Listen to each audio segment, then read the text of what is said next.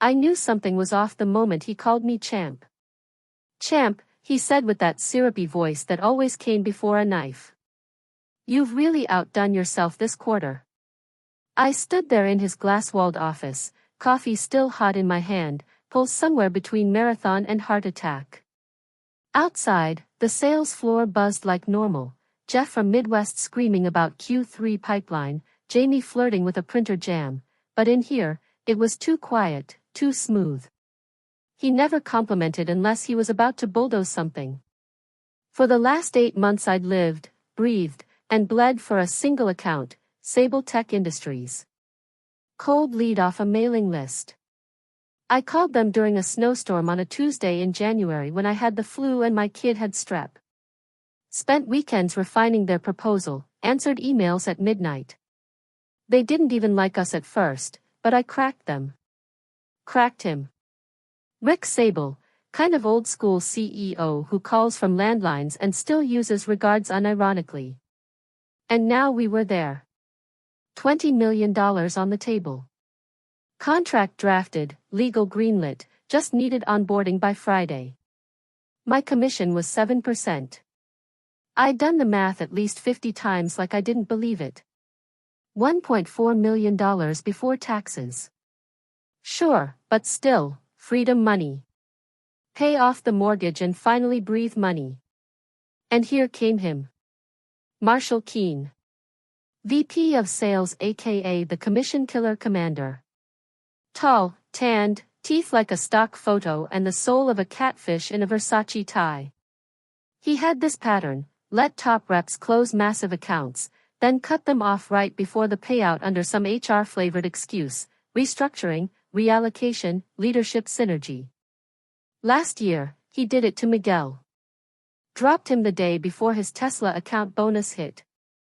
2 months later Miguel was bartending in Phoenix. The company blamed internal inefficiencies. I told myself it wouldn't be me. I kept my head down, my numbers high, my mouth shut. Still, I noticed the flags. My Salesforce access got buggy 2 weeks ago. Maintenance, it said. The deck I sent Rick went mysteriously missing from our shared folder, twice. Then last Friday, I caught Marshall in the kitchen talking to HR, laughing. They got quiet when I walked in. Told me they were planning the holiday party. It was damn July. I knew. Somewhere in my exhausted bones, I knew. But I also needed to believe it wouldn't happen. Not this time. Not after all I gave. So I doubled down. Reconfirmed with Sable Tech, sent them updated ROI projections, held Rick's hand through procurement, even baked banana bread for the team during our final call.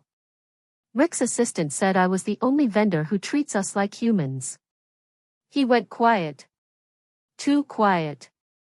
No let's prep for post-close strategy, no congrats on the finish line, just that stupid smile he wore when he was polishing the blade. This morning, I came in early. I wore the navy suit I saved for closings and funerals. My inbox had one unread message. Subject, quick sync 9 a.m., Marshall's office. Body, just a quick chat. No stress. Bring nothing smiling face with smiling eyes. No attachments. No agenda.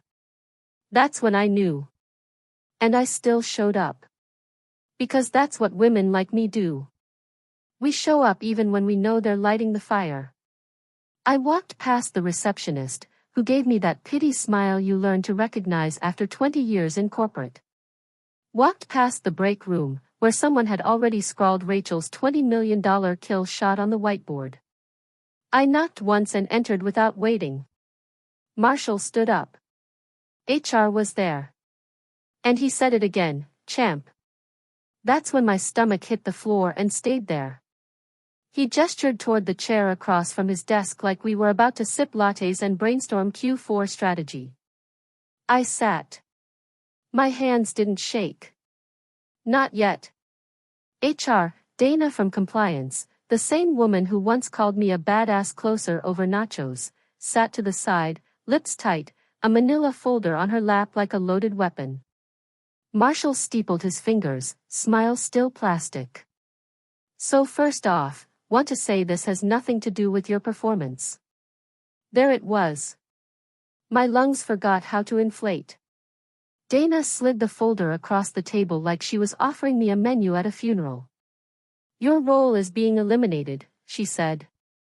Calm. Scripted. Like they rehearsed. Effective immediately.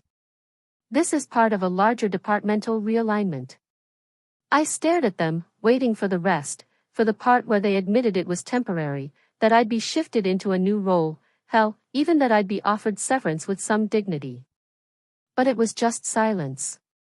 Waited. Waiting for me to speak. Marshall leaned in. This wasn't an easy decision. You've made real contributions, truly. But with our evolving priorities, we're optimizing for operational fluidity. I wanted to laugh. Operational fluidity. He was firing me with a damn word salad. The folder in front of me had my name on it in 12-point Arial. Inside, an NDA, a waiver, and one paragraph of severance. 2 weeks of pay. No bonus. No commission. Not a goddamn cent of it. The Sabletech deal hadn't closed yet. Onboarding was scheduled for tomorrow. Technically, the wire hadn't hit, so legally, they owed me nothing. Ethically? That's another story. You're welcome to collect your things, Dana offered gently. Your laptop and phone are being remotely decommissioned. IT has already revoked your access to company systems effective 30 minutes ago. Of course they had. Am I being escorted out? I asked, voice razor thin. Dana blinked. Only if you prefer. I didn't answer. I stood. Took the folder. Left the pen. Marshall stood too, hand extended like we just wrapped up a golf match. I looked at it, then at him. You knew I was closing that deal, I said. He tilted his head. We make these decisions weeks in advance, Rachel. This is just unfortunate timing. Right. The tooth fairy pays out in Bitcoin. I walked out without another word. Past the floor where my face still hung on the top performer board. Past the bullpen where no one looked up, even Jamie pretended to be buried in Slack. At my desk, they'd already boxed my things. Someone had peeled off my name tag. I opened the box, laptop gone, phone gone. Just a few stale protein bars, a broken click pen, and one blue folder I kept for personal notes. I took that. Left the rest. As I walked toward the elevator, I passed the break room again. The whiteboard message was still there, Rachel's $20 million kill shot. Someone had added a crude little tombstone next to it. My name, crossed out. The elevator doors opened. I stepped in. The doors closed on everything, Marshall's smirk, Dana's folder, the whole damn farce of a company. My phone buzzed in my pocket, my personal phone. I didn't look. Not yet. I wanted to feel the fall all the way down. The silence was immediate and deafening. No Slack pings. No inbox refresh. No ping from Rick. No update from legal. Not even a LinkedIn message from Jamie, who once drunk cried in a Chili's parking lot and called me her career mom. It was like I'd never existed. By the time I got home, my badge was deactivated, my work number rerouted, and my access to Salesforce, Google Drive, Zoom, all evaporated into a polite little 4003 error. Even the company Spotify account logged me out mid-ride home, right in the middle of Stronger by Ye. I laughed at that, bitterly. Like the universe was in on the joke. I sat in my car for 15 minutes before walking inside. My kid was at school. My husband, ex-husband, technically, was 2 states away, remarried to a woman who did Reiki and forest womb chanting. I had the place to myself.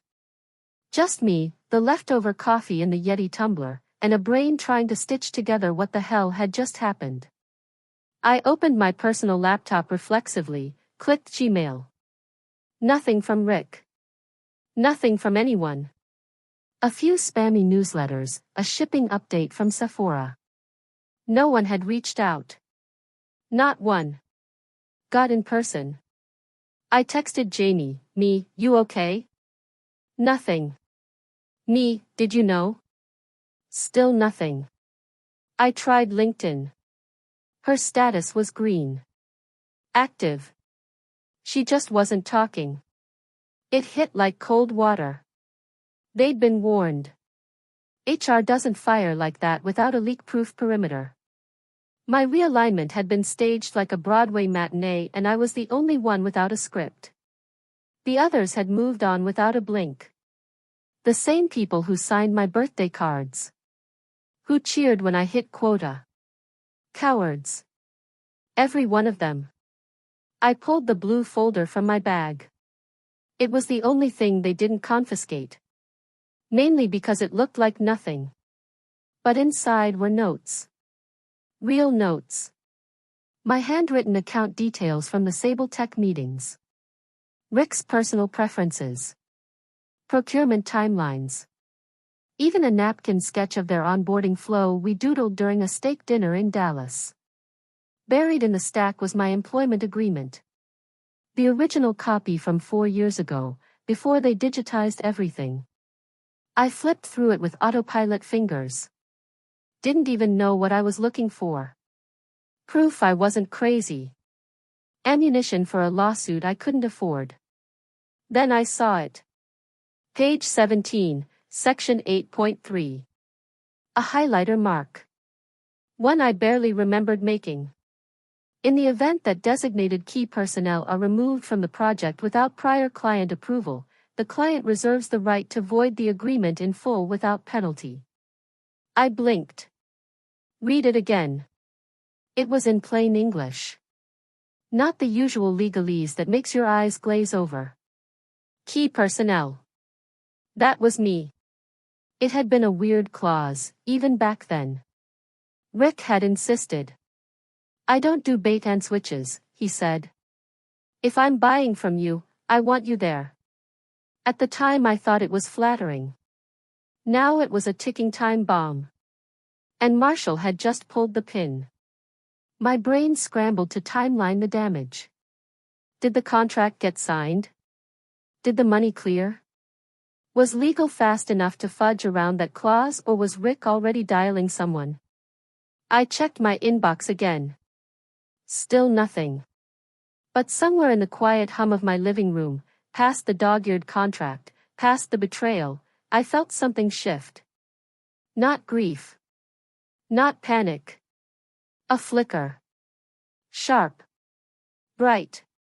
Clean. Like a scalpel. They had just bet $20 million that I wouldn't matter. And I had just found the clause that said otherwise. Subject line, you okay? That was it.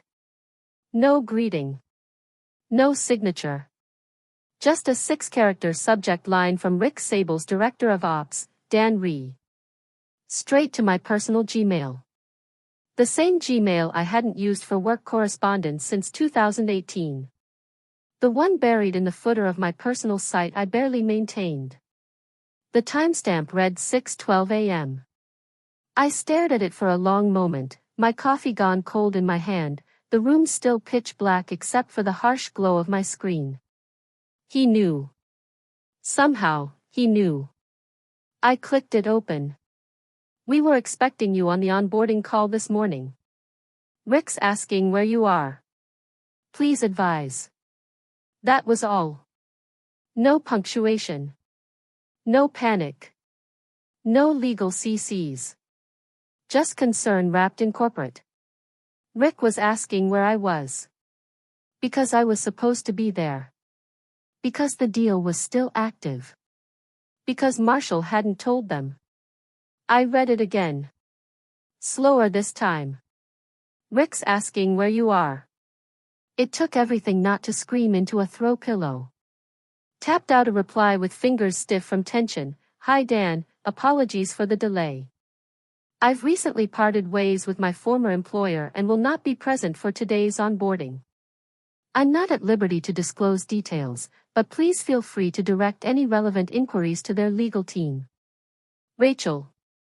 I stared at it. Was that too cold? Too vague? Should I have added a thank you? Darn it. I hit send. The reply came 5 minutes later. No delay. No deliberation. Just one sentence, that violates the clause. We're canceling. I sat back, hands still hovering over the mouse. Everything stilled.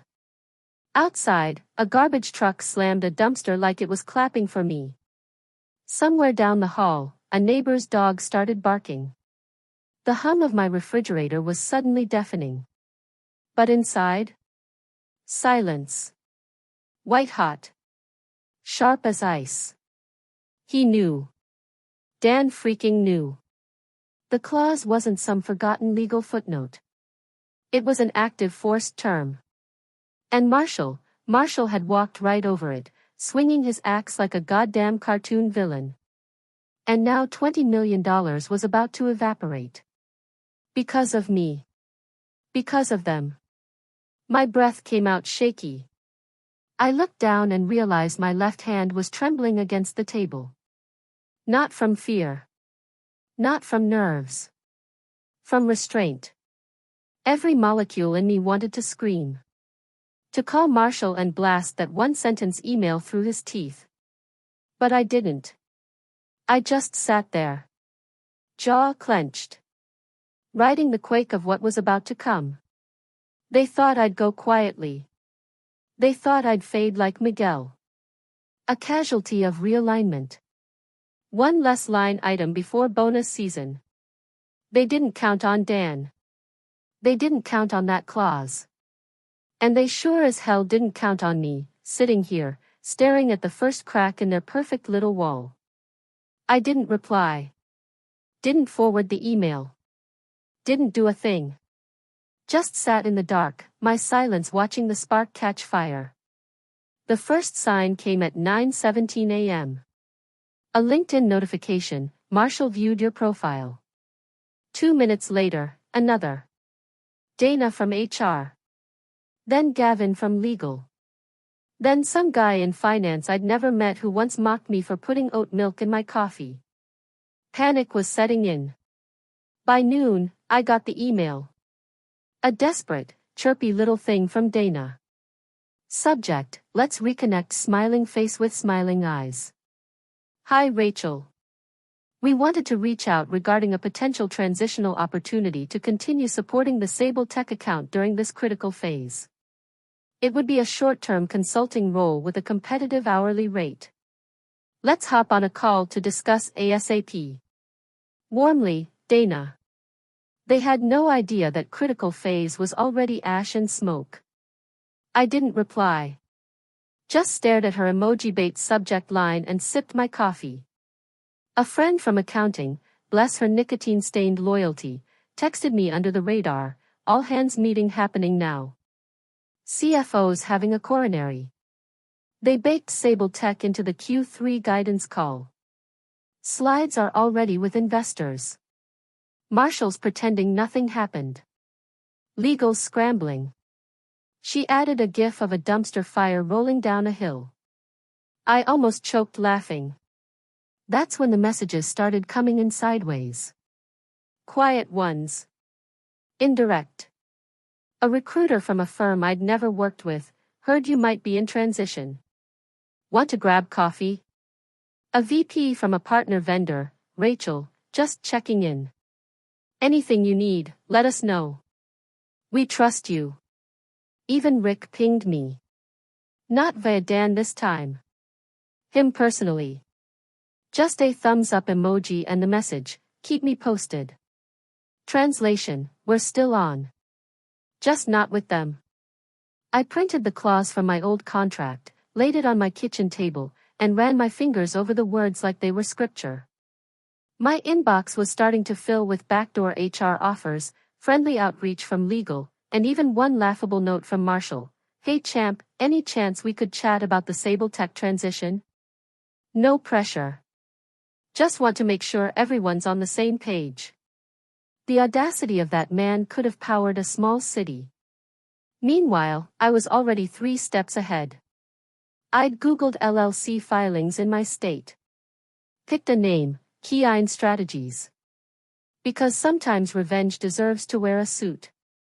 Dan and I exchanged exactly 5 texts. Each precise. Surgical. The last one. Dan, can I loop in our GC to draft something? Me, quietly. I'm not ready to be loud. There was something deeply satisfying about it all. Watching them flail from my quiet kitchen. Yoga pants on. Hair unbrushed. Coffee in one hand. Nuclear detonation in the other. Their entire earnings report? Torched. Their forecasts? Fiction. And they couldn't even admit what happened. Because what would they say? We tried to cheat our top performer out of her rightful commission and tanked a $20 million deal in the process. Not exactly an investor-friendly narrative. So they bluffed. Sent emails. Made phone calls. Legal tried to argue that key personnel didn't mean me. I sent back a single-page termination letter. No elaboration. Just 2 words underlined, clause breached. The flame I'd felt earlier, it was a slow, steady burn now. Controlled. Contained. I wasn't chasing apologies. I wasn't suing. I wasn't shouting to LinkedIn like some wounded martyr. I was building. And while they scrambled to explain the sudden absence of a deal they'd already counted, I was on the phone with a lawyer drafting articles of incorporation.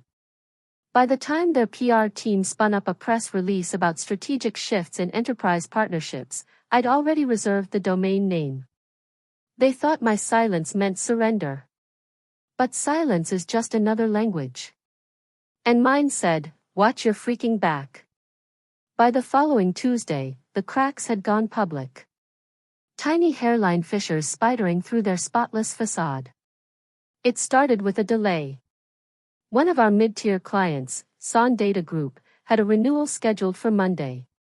Auto-approved every year like clockwork. Nothing flashy. Just a $2.4 million retention. But dependable. Reliable. Until suddenly, it wasn't. Son's dragging their feet. A former colleague texted me from a burner WhatsApp. They asked who was managing their account now. No one had an answer. The next day, crick. Another steady client. Pushed their Q3 service expansion into internal review. Which is code for, we smelled smoke, and we're not walking into the building yet. The whisper network had begun. And then came the leak. I was eating leftover pad thai straight from the carton when the link landed in my inbox. No subject line. Just a Glassdoor URL and a winking emoji. I clicked. Title, Beware the Commission Cliff. Rating, 1 star. If you're a top performer in enterprise sales, don't get too comfortable.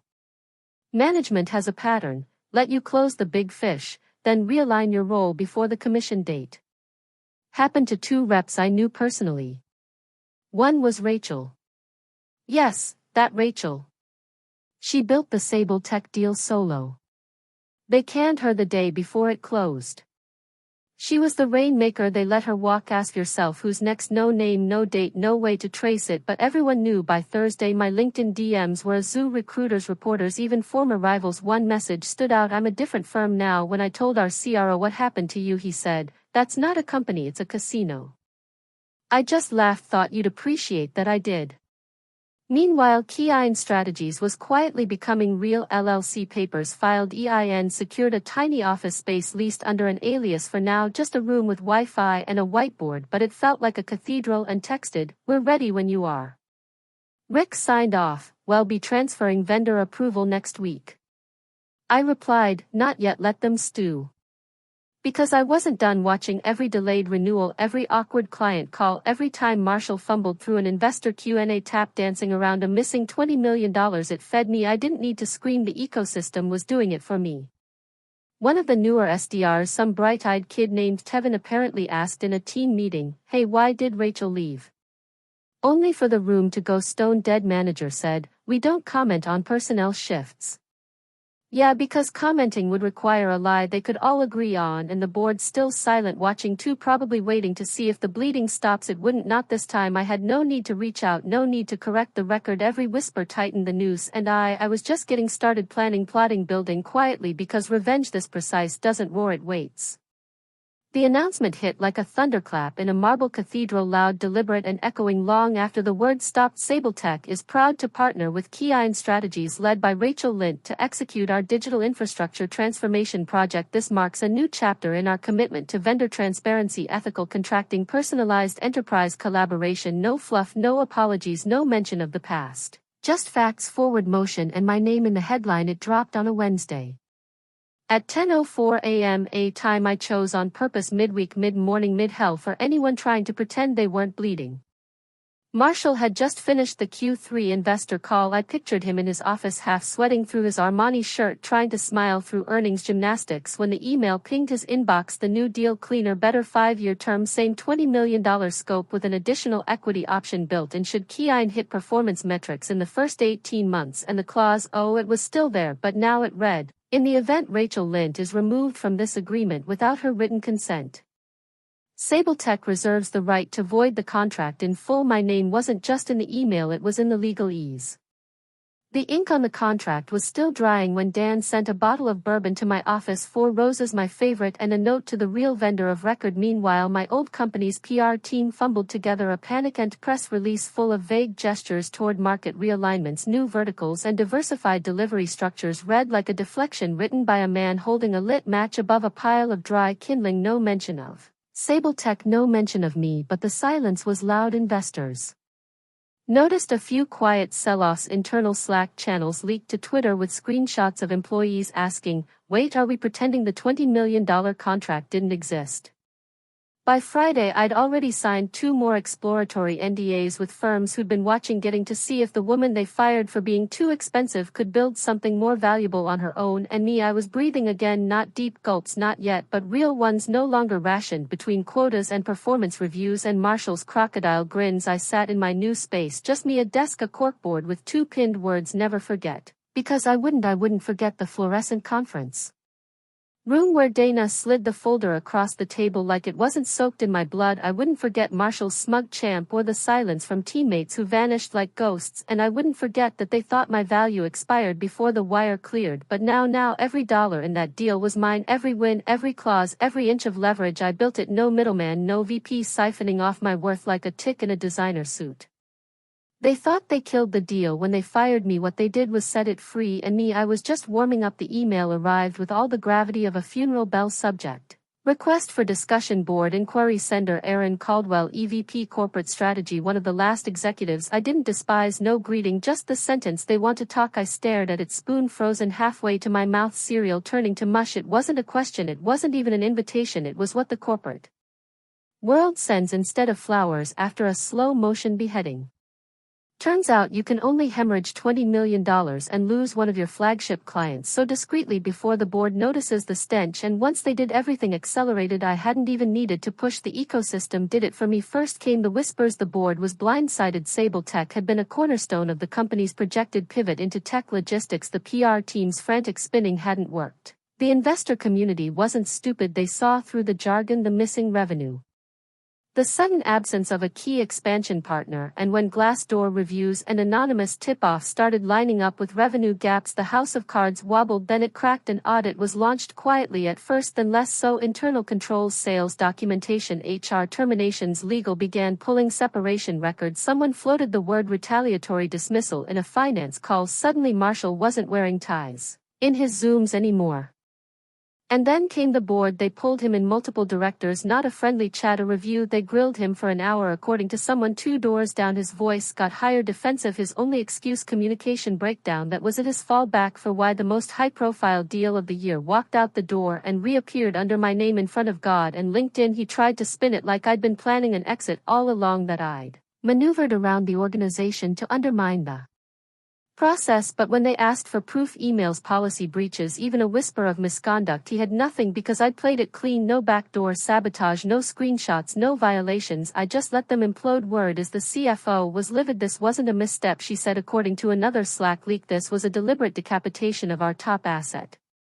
Meanwhile, Aaron's message sat in my inbox. They want to talk. I replied 2 hours later with the same poise I'd adopted since this began. Let me know when I have availability. Thursday afternoon. Simple, neutral, in control. Didn't tell Dan. I didn't tell Rick. I didn't need to, because this wasn't about graveling or reopening burned bridges. This was about them trying to climb out of a hole they dug with diamond-studded shovels, and me, I was already on solid ground. There was a quiet joy in it, not loud or petty, not champagne-popping vindication, just the calm of knowing the tide had fully turned. I didn't need revenge headlines. I was the headline.